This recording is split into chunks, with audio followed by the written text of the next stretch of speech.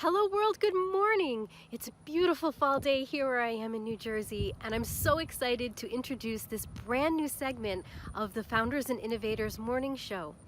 This is a new segment that's called One Idea, because the idea of this segment is to introduce one idea that can hopefully give a shift or change in perspective to your thinking.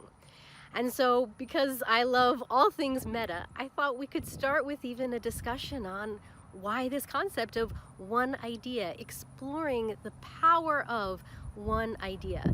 And I want to say I was inspired by one of my coaching mentors, Rich Litvin, who has recently started up his own podcast that's called One Insight. And the premise of his show is that one insight can change everything.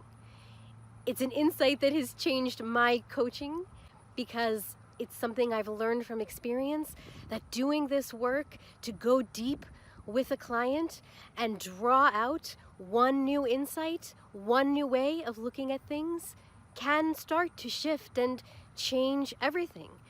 And while it's powerful to have that insight come from the internal deep work, sometimes there is power of hearing, learning a new idea and taking that one idea and incorporating it into your current context.